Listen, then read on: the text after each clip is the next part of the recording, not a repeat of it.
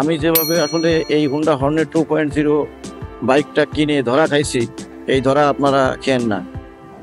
So আসলে যারা Honda Hornet 2.0 কিনবেন তারা অবশ্যই কেনার আগে আমার এই ভিডিওটা দেখুন।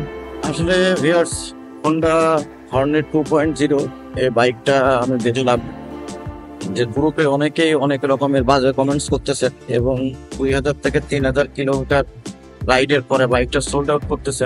আমার ব্যক্তিগত ওপিনিয়ন থেকে কিছু কিছু পার্সোনাল যারা আছে আমার ভাই ব্রাদার এই বাইক রাইড করে, তাদের কাছে আসলে যতটুকু শোনা গেল যে বাইকটা চালায় নাকি খুব একটা শান্তি নাই, এটা নাকি খুব হার্ড এবং ইঞ্জিন নাকি খুব হিটিং ইস্যু আছে।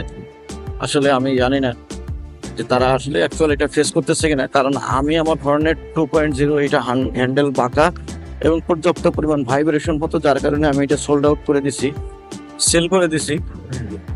এবং যে ভাই এটা আমার কাছ থেকে ইয়ে করছে, পারচেস করছে, সেও কিন্তু এটা নিয়ে একই সমস্যায় ভুগতেছে। গতদিন বিআরটিতে যখন আমি তার সাথে নাম পরিবর্তন করতে যাই, তখন আসলে হচ্ছে সে এটা আমাকে বলছে যে ভাই বাইকটাতে এটা প্রবলেম আছে। তো আসলে হোন্ডা হর্নেট নিয়ে যারা খুব অধীর আগ্রহে বসে আছেন পারচেস করার জন্য, আপনারা আগে একটা টেস্ট রাইড দিন, বুঝুন শুনুন, এরপর আসলে বাইকটা পারচেস করুন, কারণ আমার মতো ধরা খায়েন না। আমি যেভাবে আসলে এই হোন্ডা হর্নেট 2.0 বাইকটা কিনে ধরা খাইছি, এই ধরা আপনারা খেয়েন না।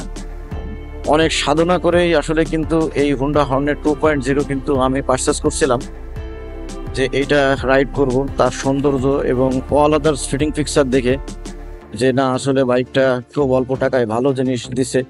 কিন্তু আমি ওই বাইকটা ধরে রাখতে পারলাম না, বাইকটা রাইড করতে পারলাম না, সেটাই আমার সব থেকে বড় ব্যর্থতা।